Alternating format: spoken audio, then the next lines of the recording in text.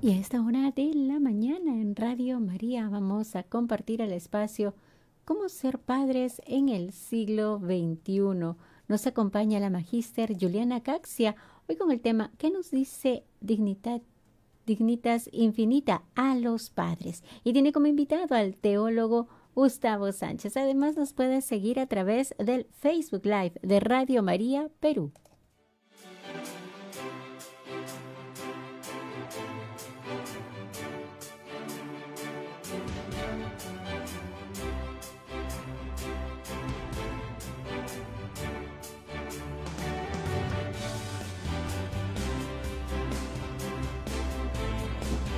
Hola amigos de Radio María Perú, soy Juliana Caxia y estamos en una nueva edición de Cómo ser padres en el siglo XXI aquí en Radio María Perú. Hoy, miércoles 17 de abril, vamos a hablar de un tema que a mí me parece súper importante, por lo menos para mí fue muy iluminador porque como católica no especialista en teología, sí es importante muchas veces lo que la iglesia tiene que decir sobre temas que nos afectan en el día a día, ¿no? Y claro, para los que no somos teólogos, tal vez cuando hay documentos que publican, ¿no?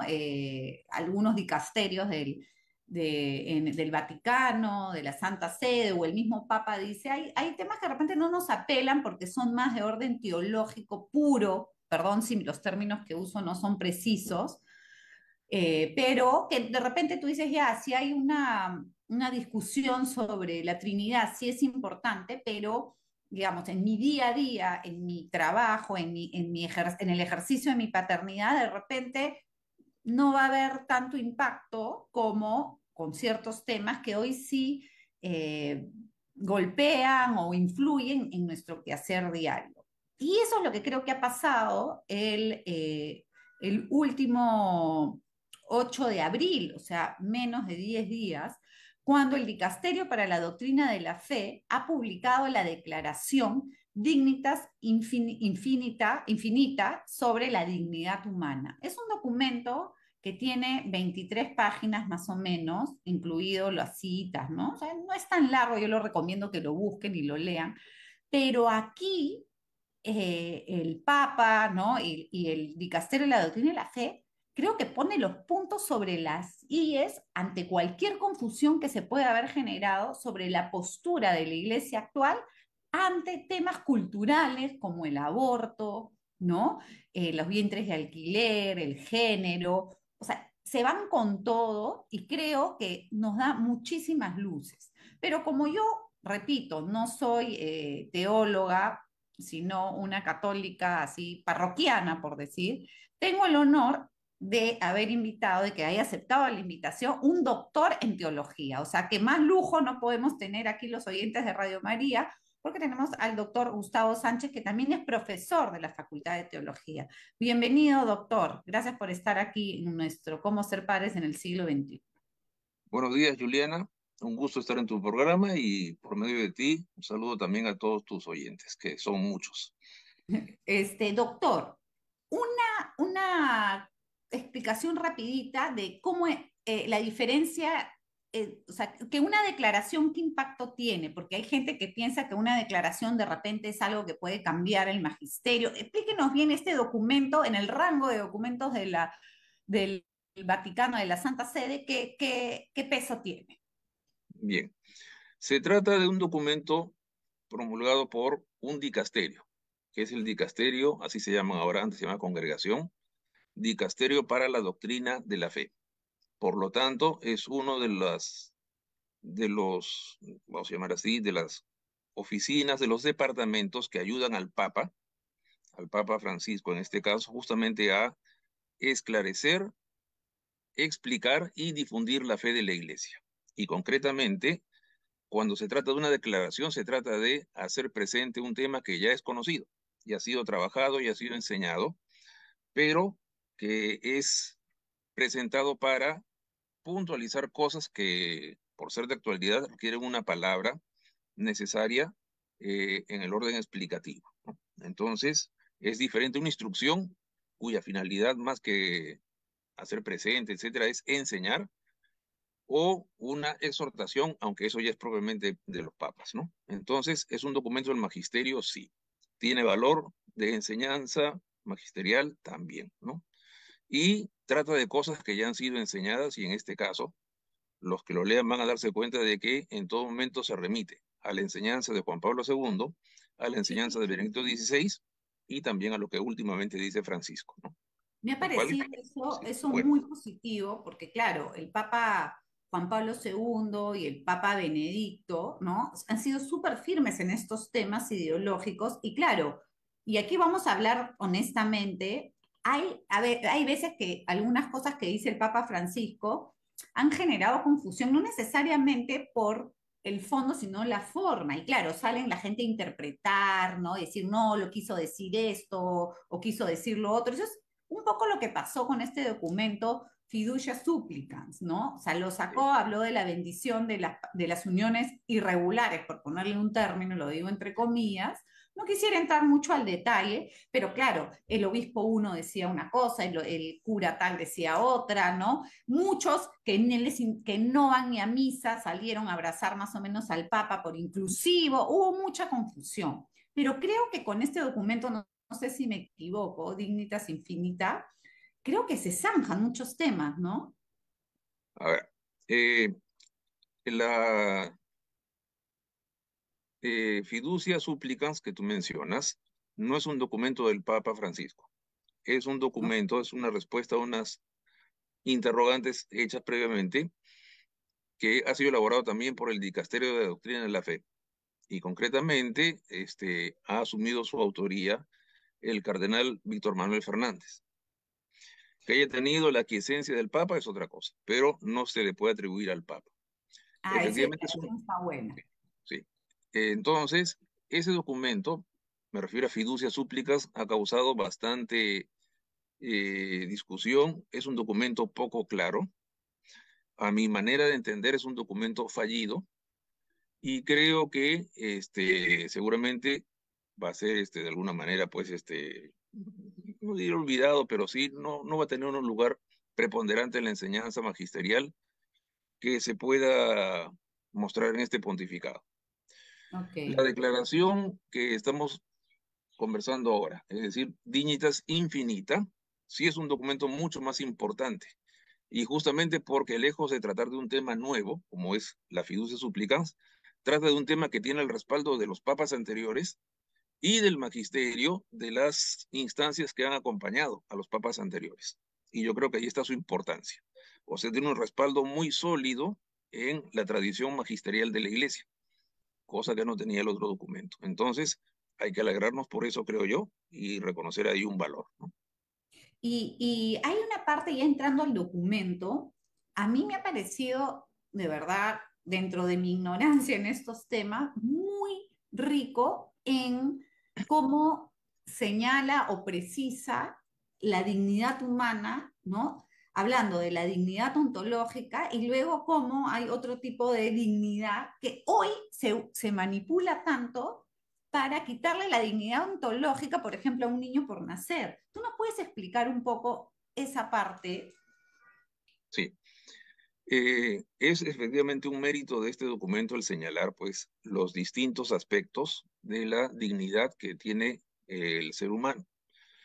La dignidad ontológica, que es la que posee todo ser humano por ser humano, ¿no es cierto? O sea, está a nivel metafísico, vamos a llamar así, y que es el fundamento y la base de todas las demás dimensiones de la dignidad que podamos reconocer. Está después la dignidad moral, la que deriva del comportamiento de las personas, ¿no es cierto? La dignidad social, cuando en las relaciones entre personas hay que reconocer pues, el valor que los seres humanos tenemos.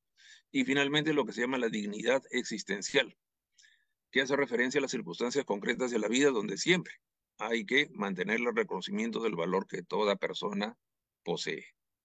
Entonces, creo que un aspecto muy positivo de esta declaración es señalar cómo, más allá de las circunstancias, incluso cita una frase del Papa, a pesar o más allá de todas las circunstancias, ¿no? Hay que reconocer en todo ser humano una dignidad, o sea, un valor que es inconmensurable, por eso se le llama infinito, ¿cierto? Recogiendo también una cita del Papa Juan Pablo II, un valor que tiene la persona por ser justamente un ser humano y que nadie le puede conculcar. Ya, es una cosa fundamental en este tiempo donde desgraciadamente hay muchísimos atropellos a la dignidad de las personas. Entonces, estas cuatro dimensiones, la dignidad ontológica, la moral, la social y la existencial, están todas ellas unidas, ¿no?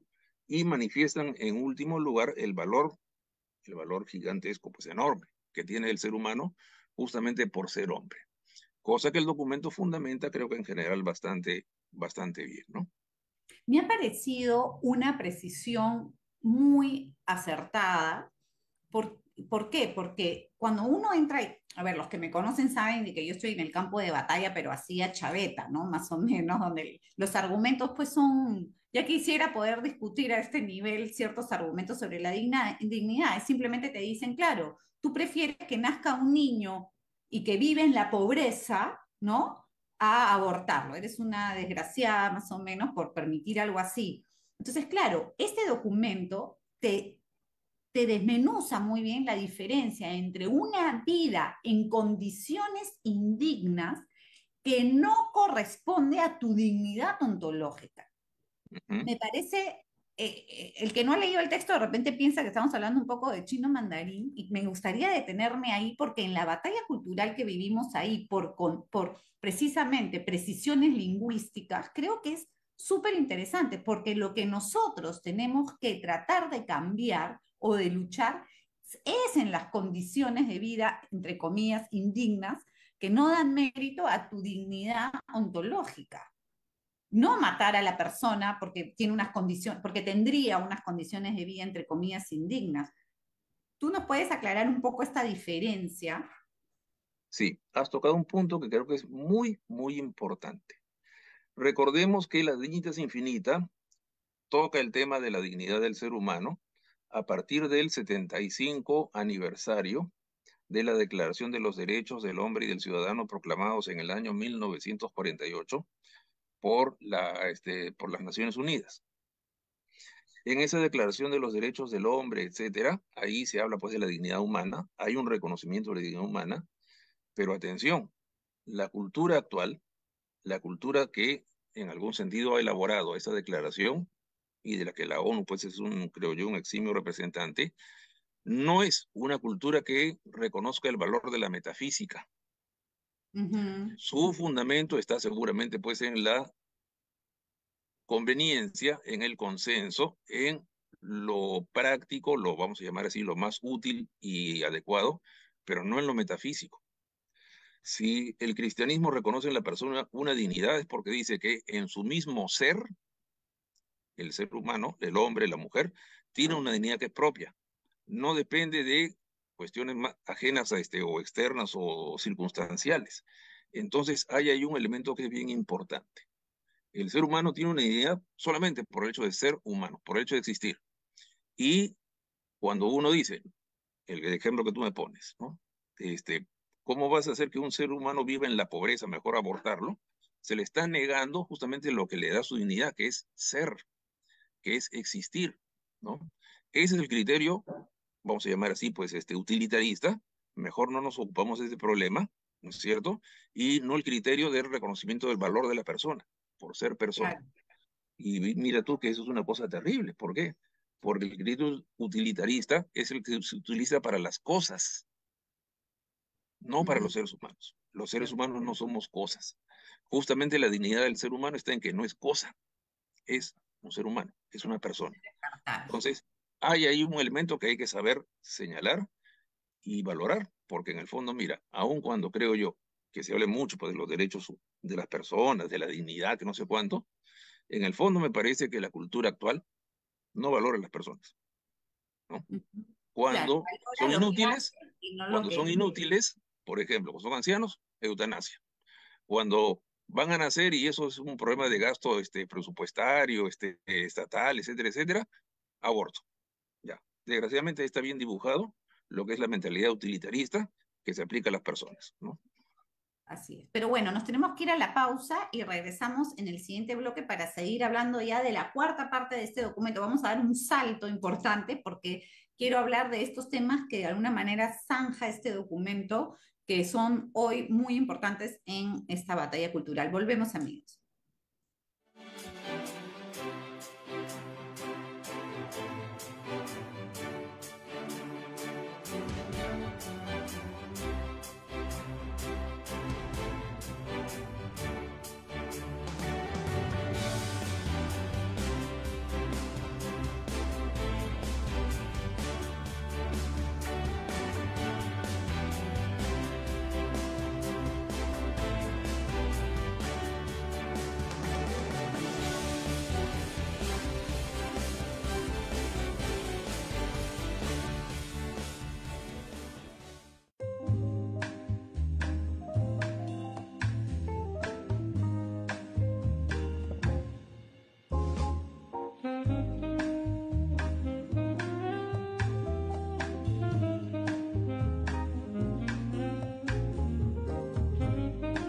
En Radio María estamos compartiendo cómo ser padres en el siglo XXI. Nos acompaña la magíster Juliana Caxia, hoy con el tema que nos dice Dignitas Infinita a los padres, y tiene como invitado al teólogo Gustavo Sánchez.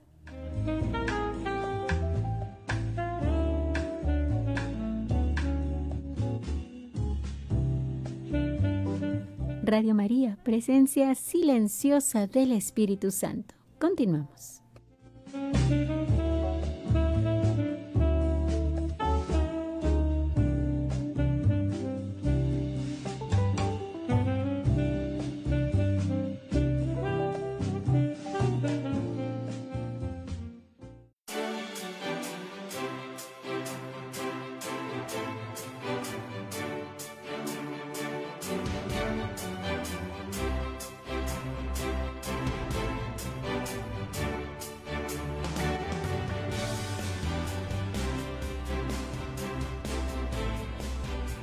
Amigos, estamos de vuelta aquí en Cómo ser padres en el siglo XXI. Tenemos como invitado al doctor en teología Gustavo Sánchez y estamos comentando la declaración Dignitas Infinita que publicó el 8 de abril el Dicasterio para la Doctrina de la Fe.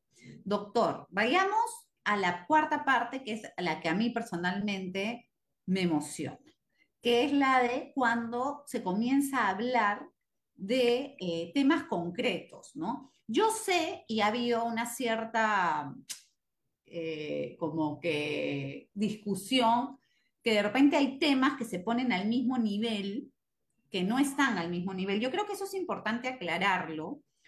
¿Por qué? Porque claro, no es igual la postura que puede tener un católico, ¿no? Frente a la pobreza. Todos estamos de acuerdo que la pobreza no es buena, pero podemos tener muchos caminos para resolverla con la del aborto. La del aborto, todos deberíamos estar de acuerdo en que el aborto no se puede dar. Pero eso creo que son, desde mi punto de vista, ámbitos discusiones que ahorita no contribuyen a avanzar, a dar una resistencia a los ataques que hay con la dignidad humana. ¿Usted qué piensa? Bueno, efectivamente esa cuarta parte es muy meritoria. Creo yo que de manera muy clara señala cuáles son esos atropellos o esas violaciones graves, como dice el número 35, a la dignidad humana, que son, aquí señala, de especial actualidad. Y mira tú que los temas que van tocando, la pobreza, la guerra, el aborto, la ideología de género y otros muchos que podremos ir conversando seguramente, son temas que hay que entenderlos en el sentido directo, ¿no? No es bueno que hay en algunos países o que en general haya pobreza. ¿Por qué? Porque la pobreza atropella la dignidad, hace que la gente viva en condiciones indignas y debería haber una especie de lucha frontal contra esas situaciones. El tema del aborto, por ejemplo, a mí me ha gustado mucho porque en la coyuntura actual tiene una importancia recordar que el aborto es malo, es malísimo, y que quien apoya el aborto es una persona que está aliándose con el mal. Pienso en concreto en el presidente Biden. Me parece una cosa vergonzosa que un presidente que además dice que es católico y que va a misa, etcétera, etcétera, apoye con tanto descaro y con tanto cinismo el aborto. Ese señor ya debería estar excomulgado, porque eso es lo que la iglesia enseña, ¿no? Dice, perdón, Gustavo, si me permites, Sí. mire lo que dice el documento, ¿no? Precisamente en el caso, mira lo que dice, ¿no? A este propósito resuena categórico el reproche del profeta. Hay los que llaman al mal bien y al bien mal, que dan Exactamente, oscuridad por luz y luz por oscuridad. Isaías 5:20. Y miren lo que dice exacto. acá. Precisamente en el caso del aborto, se percibe la difusión de una terminología ambigua como la de interrupción del embarazo que tiende a ocultar su verdadera naturaleza y atenuar su gravedad en la opinión pública. En esas dos líneas, desde mi punto de vista, le han dado en el clavo a lo que es batalla cultural hoy. Cómo el aborto se ha podido hasta legalizar por un cambio de lenguaje, por llamar al mal bien y al bien mal. O sea, parece hasta profético. Sí. Y no solamente es una batalla cultural, mira tú, es una batalla moral. O sea Uh que -huh. en ese sentido a mí me parece muchísimo más grave el hecho de que se consienta o se permita pues que personas como presidente, por ejemplo, el caso que mencionábamos, puedan pues decir eso y no haya una condena firmísima por parte de los obispos. O sea, yo sé que en Estados Unidos hay algunos obispos que se hacen la vista gorda ¿Y por por las qué? cosas que el presidente dice. ¿Por qué? Porque me parece que en esas personas, en esos obispos, hay un miedo Uh a -huh. enfrentarse al poder, ¿no? Y eso es justamente una cosa que me parece que el documento, en un sentido, está como llamando la atención. Es falta de parresía, ¿no? O sea, falta de ese valor que brota del compromiso con Dios y con su causa para enfrentarse a lo malo que viene del mundo. ¿Qué hubiera pasado si los apóstoles les hubiera dado miedo al poder? Bueno, no estaríamos acá para comenzar hablando de estas cosas. O sea, mira tú, la parresía es un don del Espíritu Santo, es una especie de gracia, pero como bien sabemos, la gracia solamente actúa cuando la persona deja que actúe, ¿no? Uh Cuando la -huh. persona se abre a la gracia. Entonces, ahí en ese sentido, lo que el documento dice es clarísimo. No hay ahora la excusa de no, se no se entiende bien o hay esta circunstancia. No, no, es absolutamente claro en lo que ha señalado. Y así como ese tema, otros muchos que son también expresiones de esta cultura, pues así en la que nos encontramos y que es absolutamente relativista. Esto que ha citado de Isaías es justamente la expresión de relativismo y que llevan pues a estos atropellos, a este pisotear la dignidad humana en tantos y tantos casos, desgraciadamente. Hay un siguiente tema luego del aborto, mira, que lo pone seguido, que es la maternidad subrogada. Tú sabes, ustedes saben, amigos, bueno, y doctor, que la maternidad subrogada, por, por diferentes sustentos, pero es algo en lo que, por ejemplo, las feministas y las católicas estamos de acuerdo en que no se debería dar. Las feministas, evidentemente, porque dicen que las mujeres no somos, ay, ¿cómo se llama? Donde metes al bebito, se me dio el nombre, eh, Incubadoras. incubadoras humanas. Y claro, Ujú. nosotras, porque decimos que evidentemente el problema es el bebé y su identidad y la maternidad, no hay otro, pero igual es algo en lo cual la mayoría de personas no están de acuerdo y además ya está comprobado que también trata el documento que está muy ligado a la trata de personas. Ujú. Granjas de mujeres secuestradas, adolescentes secuestradas que son o usadas para, como vientres de alquiler o violadas para gestar niños que luego se venden en ferias muy bonitas en Europa, ¿no? Donde dicen te voy a traer tu bebito y tal.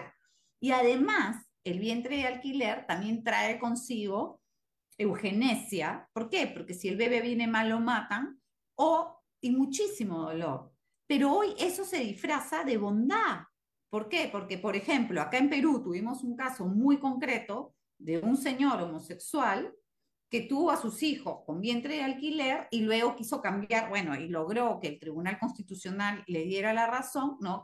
Quiso cambiar todas las leyes para, de alguna manera, legalizar este procedimiento usando a los niños como medio. Sí, indudablemente es un atropello. Mira lo que dice aquí. La iglesia se posiciona también en contra de la práctica de la maternidad subrogada, o sea, vientre de alquiler, mediante la cual el niño inmensamente digno se convierte en un mero objeto. Ya, ahí está. Total. Y no solamente el niño, también la mujer. La Uh mujer se -huh. ve un objeto, como tú dices, se convierte en una incubadora humana Y mira tú que eso es terrible, pues, o sea, pensar pues que la cosificación de la persona es una cosa que ciertamente, pues, o sea, lleva pues a todo atropello. Todo atropello es permitido si se puede cosificar a un ser humano. Y bueno,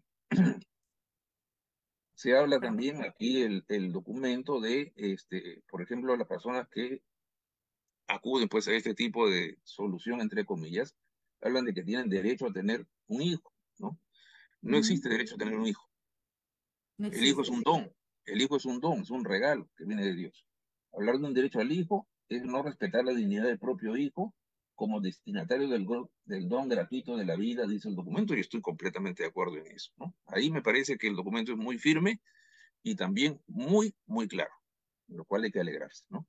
Me alegra, o sea, digo, cuando uno ya está metido más en el ámbito más político, ¿no? Por ejemplo, de cómo se hacen las leyes, yo les quiero comentar que ya se los he comentado a mis oyentes, pero todo al final suma, ¿no? Suma. Cuando tú, por ejemplo, escuchas cómo las proaborto en los ámbitos de toma de decisiones o legislativos tratan de no aprobar leyes a favor de la maternidad o de los niños por nacer, su argumento es que tú al momento de nombrar que lo que hay en el vientre es un niño por nacer, estás atentando contra el derecho a las mujeres a, a someterse o a tomar el aborto terapéutico. Mira la manipulación, o sea, es una esto que les estoy diciendo es como la manifestación clara y totalmente opuesta de lo que dice este documento.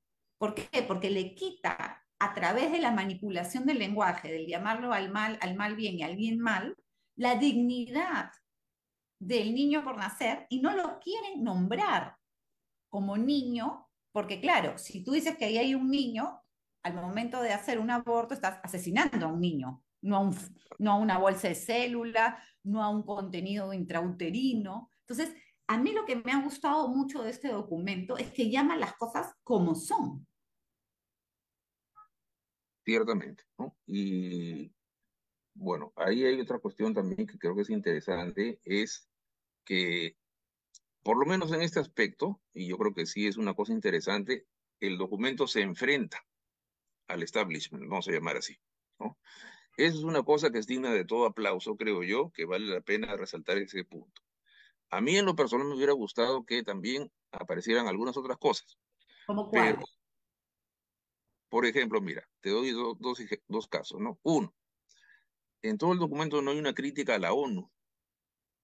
Mm. Tú puedes, ¿cuáles son esos atropellos?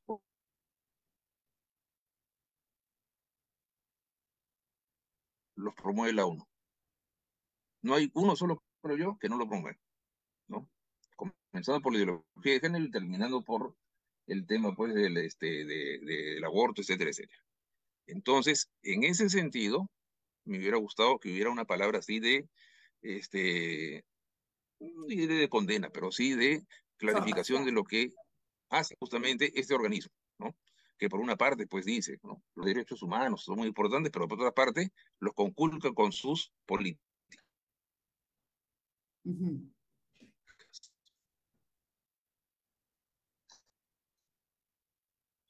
La persecución religiosa, que Ajá. Exactamente. es también un atropello a la dignidad humana. Prohibirle a una persona que practique su religión es un atropello a la dignidad humana.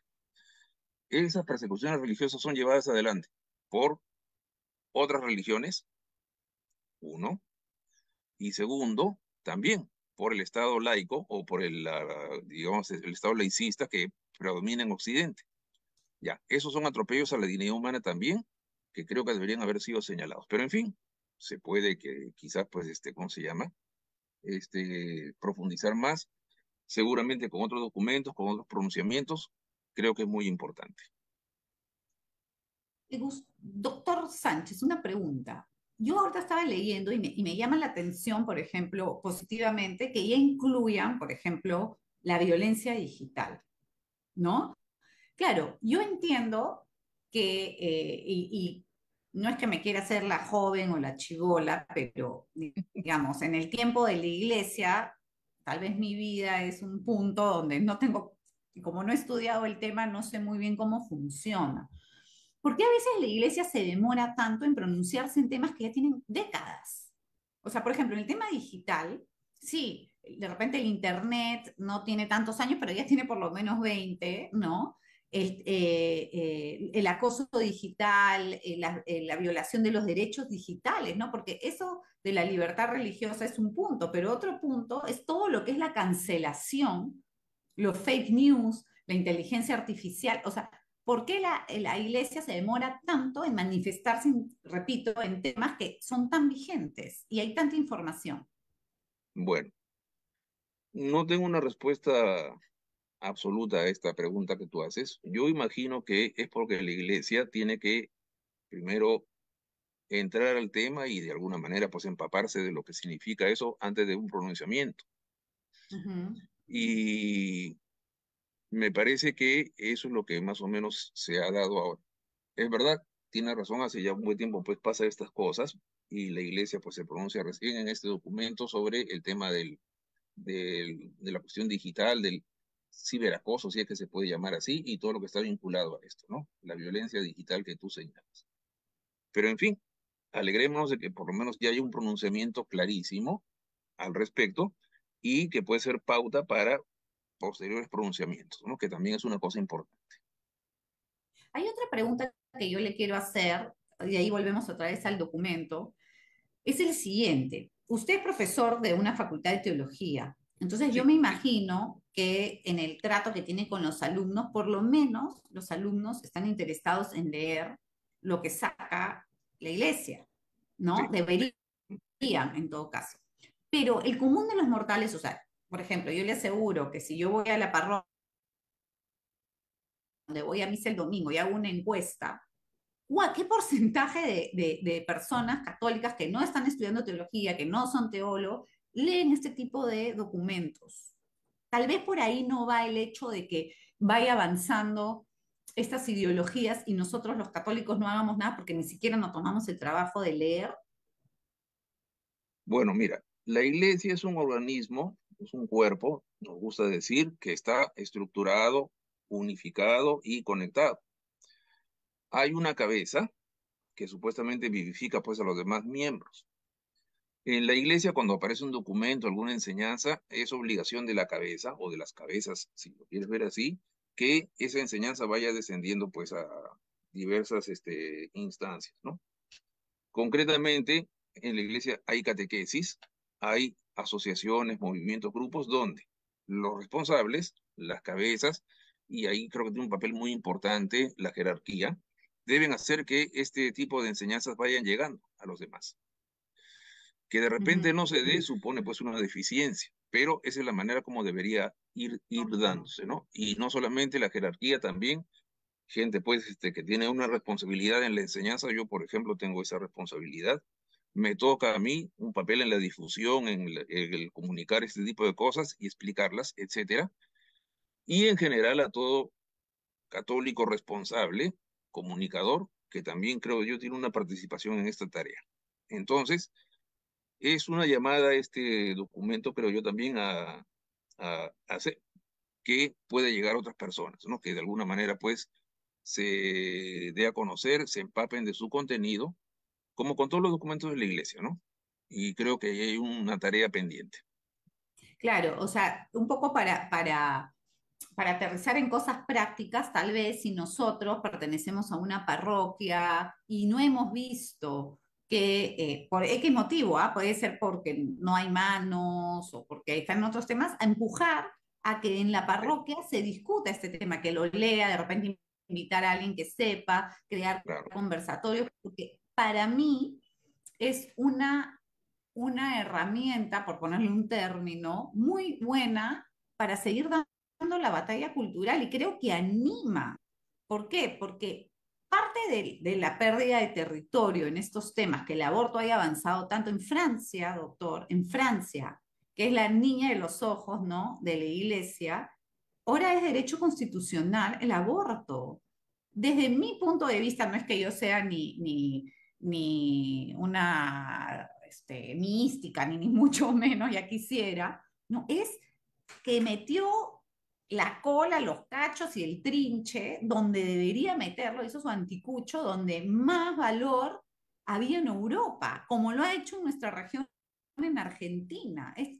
O sea, hay que ver más grande que de lo que tenemos, no hay que ver el bosque, no solo el árbol, y ver por qué justamente esos países irradiaban virtudes, los valores católicos, cristianos, son ahora los más anticatólicos y anticristianos. Es porque evidentemente alguien ha visto ahí el punto rojo donde disparar, ¿no? Entonces, claro, nos ofrecen ya la iglesia hoy un documento con las cosas muy claras, no podemos quedarnos sentados y seguir viendo cómo pasa por nuestras narices, ¿no? Aborto, eutanasia, suicidio asistido en nuestro país pasa todos los días. Y desde este programa, y con esto me doy una pausa y después ya volvemos a retomar con el doctor, y desde este programa es lo que todo el tiempo, más de 3 años, hemos venido señalando.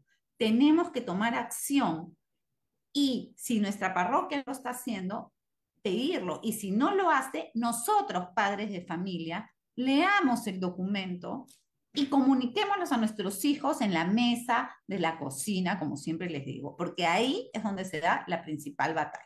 Vamos a una pausa, amigos, y regresamos. No se olviden que pueden llamar en el siguiente bloque. Ya volvemos.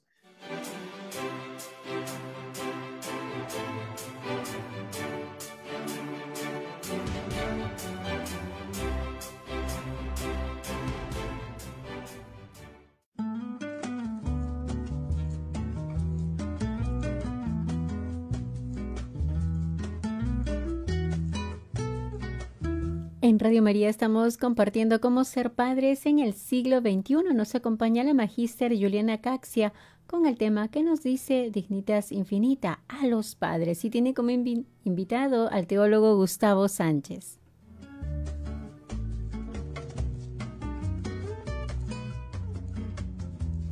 Y es momento de poder participar marcando nuestro número de cabina, el 2048-720. 2048-720, prefijo 01.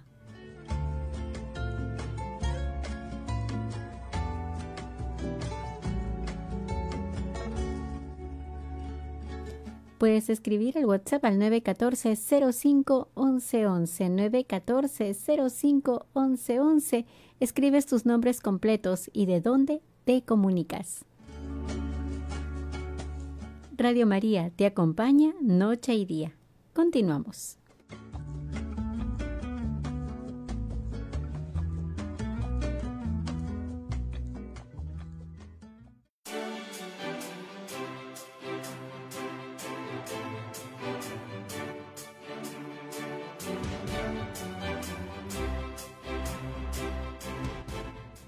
Bueno, amigos, estamos de vuelta aquí en nuestro último bloque de cómo ser padres en el siglo XXI. Me acompaña el doctor en teología Gustavo Sánchez para seguir profundizando un poco en la declaración Dignitas Infinita que publicó el 8 de abril, ¿no? El Dicasterio de la Doctrina de la Fe. Doctor, ¿qué cree más que puede hacer la Iglesia a este respecto? ¿Seguir profundizando o ya solamente queda en nosotros? ¿Cuánto tiempo tenemos que esperar para un pronunciamiento o algo así? ¿O ya con esto basta? A ver, yo supongo que habrán otros desafíos, otros problemas a los cuales la Iglesia tendrá que responder, pero creo que tampoco la idea es que salgan documentos a cada rato. Algunos hablan de una especie de hiperinflación de documentos. Sí, pues han habido dos en la Iglesia, y creo que también algo de razón hay en eso, ¿no? Ya. Entonces, me parece que un documento como este es interesante porque ya responde pues a un conjunto de problemas. Y creo que en ese sentido, más que buscar o esperar otro documento, habrá que ver de qué manera este se difunde, de qué manera este se hace conocido, y no tanto esperar otro que clarifique lo que este dice, etcétera, etcétera, ¿no? Creo que por ahí va la cosa. Muy bien, tenemos una llamada, doctor, de Rosario de Magdalena. Buenos días, Rosario. Buenos días, doctora, doctor.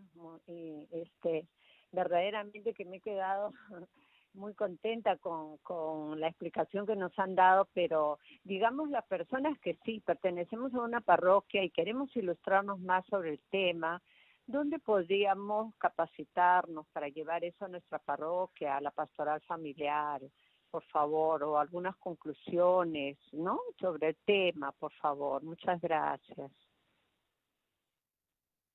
No sé, Gustavo, tal vez Bueno, responder. Yo le a puedo ver, decir que... Sí, dale, dale. a ver, a esa pregunta, lo primero que tiene que hacer una persona de la parroquia cuando sale pues esta cuestión, un nuevo documento, una nueva enseñanza, hablar con el párroco. El párroco es el primer responsable de que estos documentos, estas enseñanzas de la iglesia sean difundidas y conocidas, ante todo por sus fieles.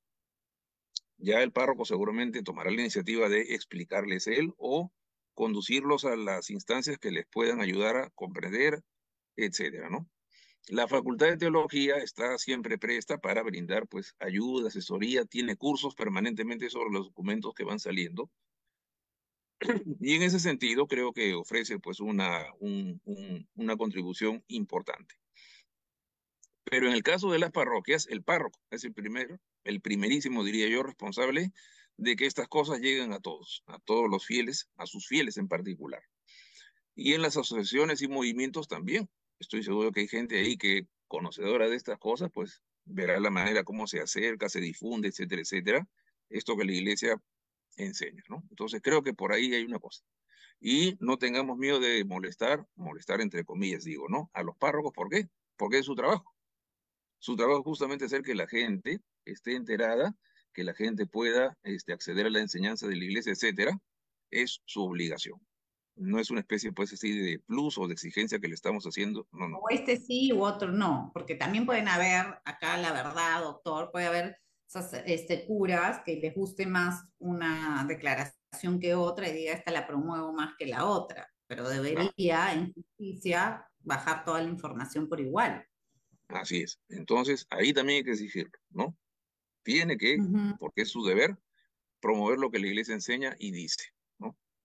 Yo Y también le respondería, perdón, doctora Rosario, hay dos cosas que yo he hecho antes de hacer esta entrevista, y como les digo, yo no soy teóloga, ni mucho menos. Una, leer el documento. El documento claro, no es largo, yo me lo he leído en una hora. Tiene creo que 17 páginas, 18 en Word, ¿no? Entonces no es un documento largo y no es un documento para el común de los mortales complejo. Es bien sencillo, creo, doctor. No sé si usted opina lo mismo. Y sí, segundo, así como hacemos este programa, ¿no? Hay muchísimos ya programas y comentarios en YouTube, por ejemplo, de obispos, de sacerdotes, en los cuales que tienen una muy buena línea, que ya lo han comentado. Entonces también podemos nosotros ir formándonos, escuchando y siguiendo estos programas que gracias al buen uso de la tecnología, hoy podemos acceder a esos contenidos, ¿no? Y ahí también podemos, si el párroco no quiere, nosotros como personas individuales, también escucharlo junto con nuestra familia. Les cuento que yo ayer creo, porque ahora no sé por qué hay un tráfico espantoso en Lima, más de lo normal, les puse a mis hijos en el carro el audio, porque era un audio que comentaba este documento que duraba 23 minutos el audio. No sé si mis hijos habrán entendido o no habrán entendido, en todo caso no me han repreguntado, pero estaban calladitos mirando por la ventana, escuchando el audio sobre este documento. Entonces hay recursos, hay. sí, es No verdad, sé qué ¿no? piensa, doctor. Utilicemos Ujú. esos recursos, lo que señalas, pues, de lo que hay en Internet, es una buena ayuda con criterio, también son cosas importantes, ¿no? No todo lo que hay en Internet necesariamente es algo positivo o valioso, ¿no? Así como hay cosas muy buenas explicativas, etcétera, también hay puntos de vista ya interesados, ¿no? Pero creo yo, y también, o sea, apelo a eso, ya pues tenemos un recorrido en la iglesia para saber pues qué cosa viene de lo que es correcto y adecuado, qué cosa no. Pero, yo vuelvo a insistir, si tenemos una figura pues que se preocupa de nosotros, como es en el caso de los que están en parroquia, el párroco, pues explotémoslo, ¿no? Hagámoslo trabajar, que para eso está ahí, ¿no? En fin, Doctor, otra pregunta ya para ir cerrando. Lo que pasa es que este documento y todos los documentos tienen muchos niveles de Sí, profundización, ¿no es así? O sea, nosotros podemos, como yo digo, el común de los mortales, las ovejas, ¿no? De ahí tenemos el pastor, gente que está más formada y puede ir profundizando cada vez más para que todo lo que uno va aprendiendo cale a más capas, ¿no? Yo recuerdo que cuando leí Jesús de Nazaret de Papa Ratzinger, no, el Papa Benedicto, a mí me pareció lindo, pero claro, cuando entrabas a hablar con alguien que había estudiado, te decía, claro, la virtud de este libro es que es lindo para los más ignorantes, es recontra profundo para los más cultos, ¿no? Pero claro, si tú conoces más, este tipo de información siempre te va a dar más luces o te va a iluminar o tú vas a poder integrarlo mejor a tus conocimientos. Una persona, doctor, usted que es profesor, aprovecho para sacarle la consulta gratis. Una persona común y corriente, ¿qué camino, porque siempre me preguntan, le recomienda para empezar a formarse más en su fe que no sea el catecismo? ¿Qué tipo de libros, qué tipo de disciplinas? O sea, que no sea tan complicado porque lo que suele suceder es que te encuentras con no sé, un libro que de repente para usted que es doctor en teología es lo máximo, pero claro, lo leo yo y lo dejo a la segunda página porque no entendí ni papa, ¿no? sí. Hay bibliografía, pues, así de diversos niveles, bibliografía básica que se puede consultar. Hay unos libritos que se llaman Iniciación A, por ejemplo. Eso yo recomiendo, ¿no? Que se puede encontrar, por ejemplo, en Paulinas o en la librería San Pablo, en cualquiera de ellas, que son buenos. Eso es una ayuda básica para entrar, pues, en los temas así propiamente teológicos, explicaciones de la fe, iniciación a la teología, iniciación a la cristología, iniciación a la eclesiología, etcétera, que eso ayuda mucho. Una cosa que creo, y aprovecho para hacer la propaganda, la facultad también brinda como una buena ayuda es el diplomado en teología que tenemos, ¿no? Ok. Dura 4 semestres, o sea, son 2 años, creo, y da una formación básica inicial excelente, creo yo, para conocer pues estos temas, etcétera. Mi recomendación sería pues que si alguien está interesado en profundizar en su fe, más allá de lo que el catecismo dice, o que quiere pues un cierto grado de profundización, este diploma es una cosa muy, muy buena. Entonces, uno llama pues a la Facultad de Teología, en la página web de la facultad están todas las indicaciones a dónde llamar, etcétera, y creo yo que eso puede ser también de muy buena ayuda, ¿no? Pero las instancias para formarse las hay que aprovecharlas. Tú has mencionado varias y lo cual te agradezco, pero pongamos pues manos a la obra y formémonos, que es una cosa muy importante hoy en día, ¿no? No, de hecho, yo creo que, por ejemplo, en mi caso, y lo comparto, lo que me abrió más los ojos fue, por ejemplo, cuando estudié mi maestría y entré a la antropología filosófica, ¿no? Donde vas entendiendo, claro, quién es la persona humana y para qué estamos hechos y cuál es nuestra naturaleza. Y una vez que tú entiendes eso, para mí, por lo menos fue mi experiencia, ya todo lo que venga a nivel ideológico, cultural, político, pasa por ese tamiz. Claro, sí, Entonces tú ya tienes unas categorías formadas donde tú dices, ah, esto no corresponde, porque eso, yo siempre meto la política como, no son categorías y no son categorías religiosas, ultraconservadoras, no, responde a nuestra naturaleza y también a nuestra esencia relacional como personas que vivimos en sociedad, ¿no? Y ayuda mucho. Entonces, nada, amigos, ya me están de cabina diciendo que se acaba el programa, yo podría hablar 10 horas y claro, con nuestro invitado más, pero creo que lo más importante aquí es saber que existe este documento, que lo leamos y que veamos la posibilidad de que en nuestra parroquia o en nuestra familia lo podamos compartir. Doctor, muchísimo por estar aquí y darnos algunas luces. gracias a ti, Juliana, por la invitación. Bueno, y con ustedes, amigos, nos escuchamos, nos vemos, Dios mediante, el próximo miércoles aquí en Cómo ser padres en el siglo XXI en Radio María Perú. Compartan este programa por el las redes sociales de Radio María Perú si les ha parecido interesante. Y nos vemos.